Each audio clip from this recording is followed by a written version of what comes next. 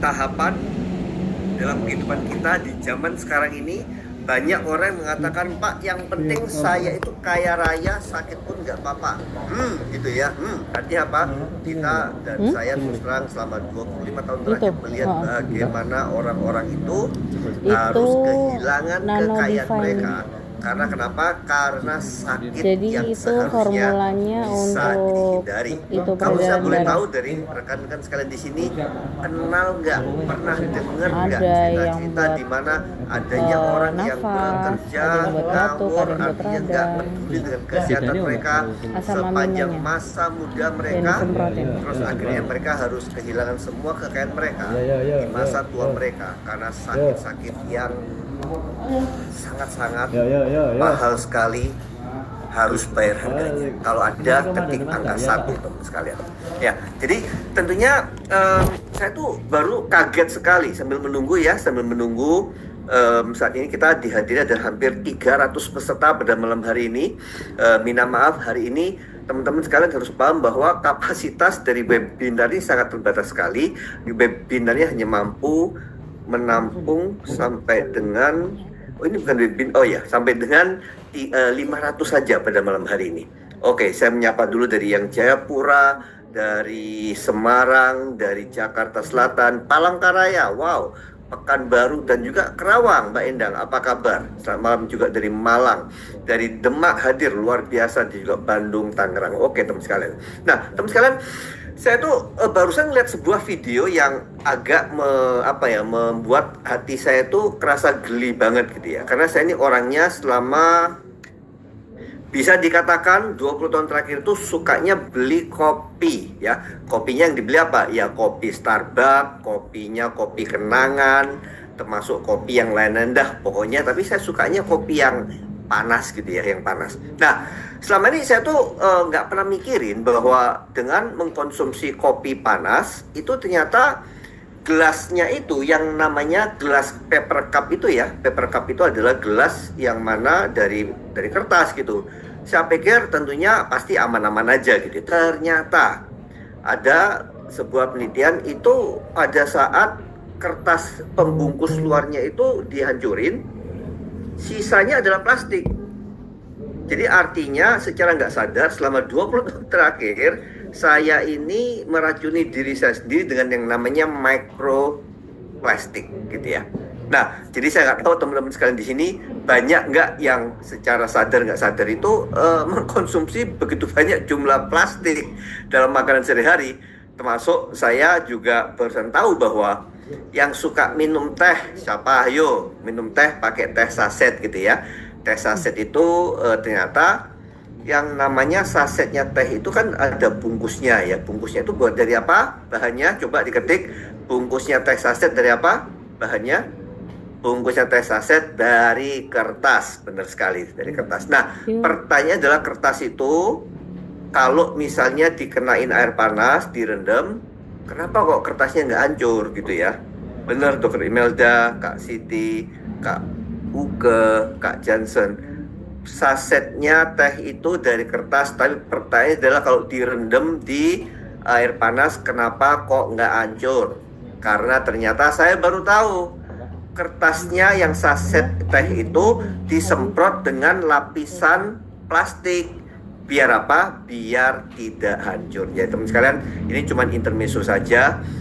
Topik hari ini bukan mengenai mikroplastik, meskipun mikroplastik itu sudah ditemukan di buah sakarnya pria, di jaringan lemak payudaranya wanita, di bagian otak manusia sudah ditemukan ada terjadi kontaminasi mikroplastik. Tapi itu bukan topik bahasan kita pada hari ini.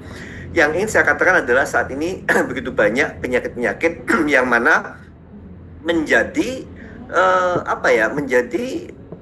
momok, menjadi sesuatu yang menakutkan sekali. Karena kenapa? Kalau udah kejadian itu biasanya nggak kelihatan, nggak terjadi cepat, tapi diam-diam, lambat laun dan bisa mematikan. Nah, kita ingin mendengarkan dari seorang dokter praktisi kesehatan yang saya sangat hormati sekali, yang saya sudah kenal selama 20 tahun terakhir, yang selalu memberikan masukan-masukan kesehatan yang luar biasa, berdampak pribadi terhadap diri saya sendiri, istri saya, putri-putri saya, dan juga dalam komunitas besar dalam IO-Pro ini. Beliau adalah seorang dokter yang mengatakan bahwa kalau dikenalkan itu mending mengatakan yang namanya functional medicine dokter gitu ya.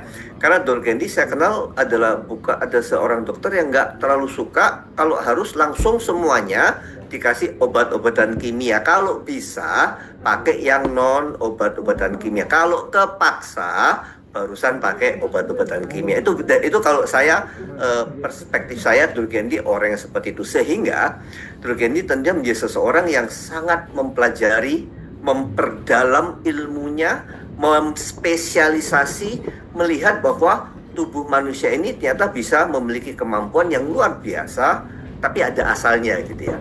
Memiliki kemampuan yang luar biasa untuk menghindari berbagai macam penyakit-penyakit yang masuk dalam kategori sindroma metabolik. Nah, teman-teman sekalian, penyakit itu ada banyak.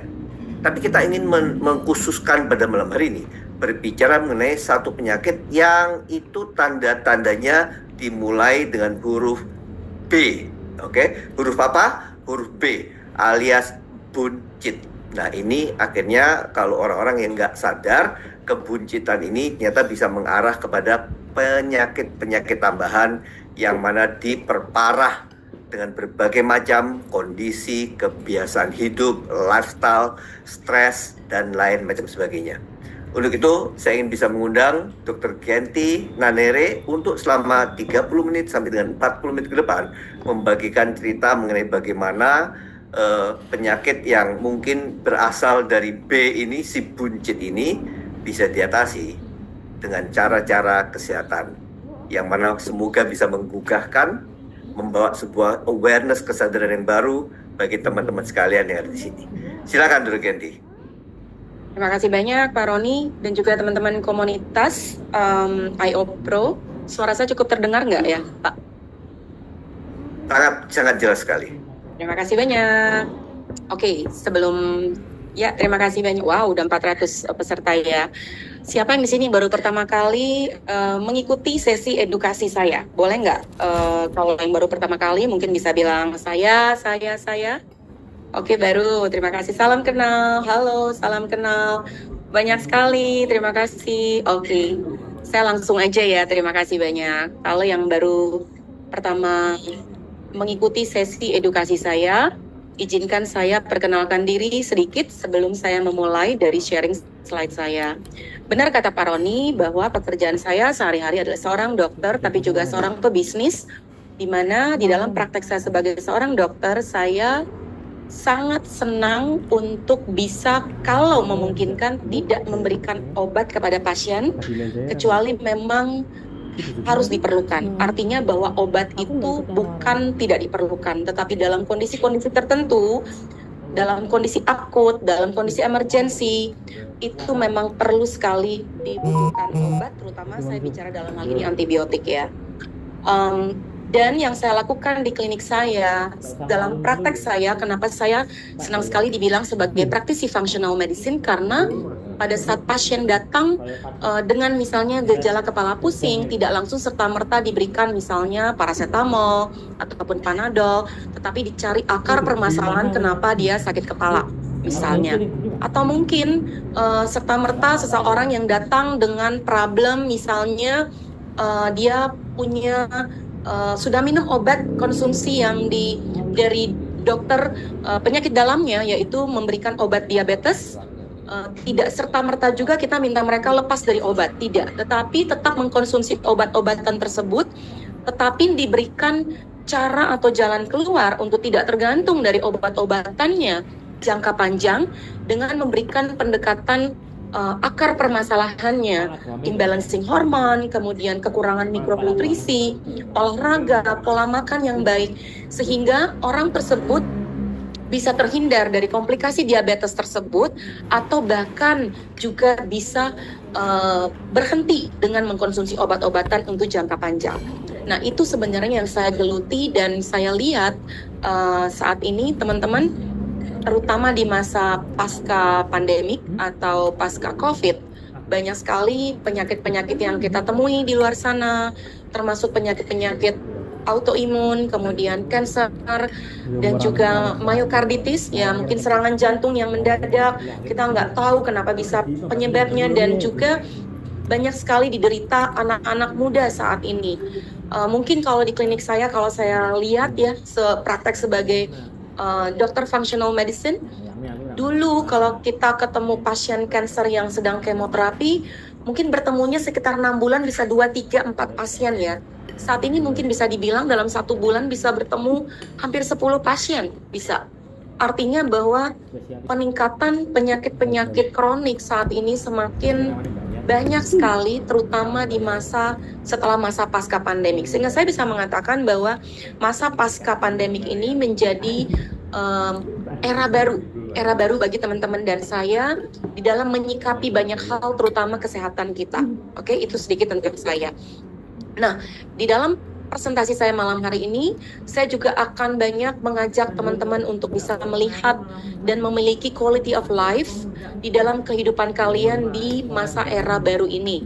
Karena penyakit-penyakit yang tadi Pak Roni sampaikan bisa dikatakan sebagai silent killer. Kita nggak pernah tahu bahwa kita punya problem dengan peradangan dalam tubuh yang mengakibatkan begitu banyak penyakit yang tiba-tiba suddenly membuat kita nggak bisa punya waktu untuk bisa melakukan banyak hal untuk menyelamatkan diri kita. Nah, tentunya di slide ini saya mau bahas tentang dream. Setiap dari kita pasti menginginkan tubuh yang sehat, pikiran yang sehat, dan juga kecerdasan atau efektif produktivitas di dalam pekerjaan kita. Itu semua orang pasti memiliki mimpi atau dream seperti itu. Tetapi kenyataannya seperti yang tadi saya sampaikan, setelah masa pasca COVID ini, kita katakan atau kita kenal sebagai modern lifestyle saat ini, berubah karena behavior dari kita, ya penduduk bumi ini berubah juga. Banyak orang yang melakukan olahraga habis-habisan, olahraga yang begitu besar atau banyak, tetapi tidak diimbangi dengan pola makan yang baik, mikronutrisi yang baik, itu juga membuat dia babak belur. Banyak orang dengan masa era baru ini melakukan bisnis pekerjaan dengan online base, sehingga mengakibatkan kita mager atau malas gerak, kemudian mengkonsumsi makanan dengan online food sehingga tidak membuat kita banyak beraktivitas dan pemilihan makanannya pun terbatas. Kemudian banyak menggunakan gadget-gadget yang tanpa kita sadari mengubah postur tubuh kita dalam jangka waktu yang lama. Ini akhirnya kebiasaan atau pola hidup yang baru yang kita hidupi, terutama di masa pasca pandemi, termasuk yang tadi Pak Roni sampaikan nih, yang plastik-plastikan. Saya pun mulai aware ini sejak setahun yang lalu, karena saya berpikir, teman-teman tahu nggak, kok banyak banget ya wanita saat ini terjadi kanker payudara, kanker ovarium, kemudian kanker rahim. Banyak banget. Dimana kita tahu bahwa penyebab kanker wanita ini salah satunya adalah hormon imbalance atau estrogen dominan. Tapi estrogen dominan ini sebenarnya kalau kita tarik-tarik ya secara awam, apa sih penyebabnya? Salah satu penyebab yang sederhana dari imbalance hormon atau estrogen dominan yang dimiliki wanita maupun pria dari sumber minuman-minuman atau sesuatu yang kita pakai dalam kulit kita, contoh misalnya kosmetik, kemudian lipstick kita, kemudian plastik yang kita minum yang tadi Pak Roni jelaskan, kita nggak nyadar, kita menggunakan microwave, kita panasin plastik di microwave, kita pergi misalnya suka makan makanan yang online dengan Gojek, kemudian makanannya pakai sup, dibungkus pakai plastik, kemudian sampai di rumah, kita makan, nggak selesai, kita masukin di lemari es, kita panasin ulang, itu mikroplastiknya masuk ke makanan kita. Nah, mikroplastik ini masuk ke dalam liver kita, dia nggak bisa keluar, nggak mampu tereliminasi. Ini salah satu sumber yang namanya mimicking estrogen atau xenoestrogen atau estrogen palsu, di mana tubuh kita nggak mampu mengeluarkannya dari liver kita. Ini salah satu penyebab dari kanker di wanita terutama, dan juga bisa di pria, karena estrogen dominan ini bisa terjadi di pria maupun wanita. Nah, hal-hal yang seperti ini membuka pikiran saya. Jadi sebenarnya penyakit-penyakit ini bisa nggak sih di reverse dengan lifestyle? Menurut saya bisa banget ya. Nah, hari ini kita mau bahas ya, bahwa kalau memang kita merasa kita ada di dalam salah satu habit lifestyle yang kita hidupi, terutama masa pasca pandemi, kita tahu akibatnya seperti apa. Yuk kita ubah malam hari ini, karena pasti juga akan bisa di reverse. Nah, oke. Nah, teman-teman lihat bahwa apa yang terjadi akibat build up kebiasaan dari masa era baru pasca pandemik ini menyebabkan gejala-gejala metabolik dalam tubuh kita yang berkontribusi kepada 5 hal. Ya, kalau kita bilang saya ini punya masalah metabolik nggak? Yes. Masalah metabolik itu yang pertama yaitu lingkar perutnya. Bagi pria di atas 90 cm, bagi wanita di atas 80 cm untuk orang Asia. Ya, ada 5 kriteria. Kriteria pertama mungkin Bapak Ibu bisa ingat-ingat dan mungkin bisa ditulis boleh. Dan kriteria yang kedua, memiliki kadar trigliserida yang tinggi di atas 150 mg ya per desiliter. Yang ketiga, memiliki kolesterol baik atau HDL yang rendah di bawah 40. Yang keempat, memiliki kenaikan tekanan darah tinggi, sistol dan diastolnya di atas 130 dan 85. Dan yang lainnya yaitu gula darah yang terganggu. Ya, gula darah yang terganggu kita bisa katakan bahwa gula darah puasanya di atas 100 mg per desiliter, atau bahkan HbA1c, yaitu gula darah rata-rata seseorang yang sudah di atas 6,5. Sekarang ini hampir ya, kalau saya bilang penduduk Jakarta mungkin belum terkena diabetes, tapi banyak dari kita ada di dalam kondisi pradiabetes. Jadi supaya tahu teman-teman itu ada dalam kondisi pradiabetes atau tidak, pastikan kalian juga bukan hanya menghitung atau mengukur gula darah sewaktu, tetapi pastikan kalian bisa menghitung atau mengukur HbA1c kalian atau gula darah rata-rata kalian dalam 3 bulan. Nah, jika kalian teman-teman bisa 3 dari 5 ini kriteria ada di sini, 3 dari 5 kalian ini sudah berisiko atau bisa involve sebagai yang namanya sindroma metabolik atau gejala metabolik ya. Dan orang-orang yang sudah mengalami gejala ini memiliki risiko yang tinggi terhadap penyakit-penyakit yang saya katakan di sini. Diabetes tipe 2, hipertensi, stroke ya. Semuanya termasuk kanker. Ini adalah penyakit-penyakit yang tadi Pak Roni bilang, kita bicara gejala metabolik yang semua orang menganggap remeh karena tidak pernah terlihat. Ya udah saya ke dokter, saya udah MCU, kolesterolnya tinggi, udah kok dikasih obat anti kolesterol, dikasih statin, dikasih Lipitor. Walaupun kita nggak ngerti apakah pemberian statin atau Lipitor hanya satu-satunya jalan keluar untuk menurunkan kolesterol, tentunya tidak. Karena ada banyak efek samping yang juga ditimbulkan oleh pemberian obat-obat kolesterol jangka panjang, yaitu ketidakseimbangannya enzim dari liver, SGOT, SGPT-nya akan tidak balance, kemudian penurunan produksi enzim CoQ10, ya antioksidan yang sangat diperlukan untuk jantung, sebuah enzim, dan juga itu menurun kalau seseorang diberikan terus-menerus obat-obat kolesterol. Nah, jadi teman-teman tahu nggak, yang namanya gejala metabolik ini hampir kita semua tanpa sadari kita memilikinya. Artinya risiko kita terhadap jantung, stroke, cancer maupun penyakit-penyakit kronik itu sangat mengintai kita. Ini namanya penyakit lifestyle disease atau modern lifestyle disease. Nah, kalau penyakit-penyakit ini penyebabnya dari perubahan pola perilaku seseorang, dari tadi pola makannya, pola magernya, dan semuanya, artinya bisa di reverse dong. Yang namanya juga lifestyle disease. Kalau lifestyle disease, kalau kita ubah lifestyle-nya, menurut saya sangat bisa di reverse. Bahkan saat ini saya bisa mengatakan bahwa Baru saya dapat pasien hari ini sore tadi, penderita diabetes sudah 15 tahun. Dia mengatakan, kok dia nggak pernah pergi ke dokter, dan dokter mengatakan diabetes itu bisa sembuh. Baru dokter Genti satu-satunya yang bisa dia datengin, kemudian mengatakan bisa dengan perkenanan Tuhan tentunya, dan juga dengan komitmen disiplin pasien ini, dia bisa juga dibantu untuk mereverse diabetesnya. Karena memang bukan hal yang mudah. Sehingga kembali lagi, saya angkat diabetes maupun obesitas. Ini penyakit-penyakit yang bukan menjadi akibat, tapi menjadi pintu utama bagi kita, domino reaction terhadap penyakit-penyakit kronik yang lain, termasuk cancer, stroke, yang harus kita kita aware teman-teman bahwa mari kita reverse ini semua.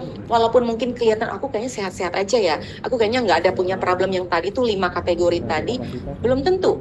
That's why mari kita lihat lagi di slide saya berikutnya. Nah, teman-teman, dari semua modern lifestyle disease ini, kalau teman-teman lihat di lingkaran saya, ini adalah health issue. Kita hari ini mau bahas satu kondisi yang namanya obesitas atau perut buncit.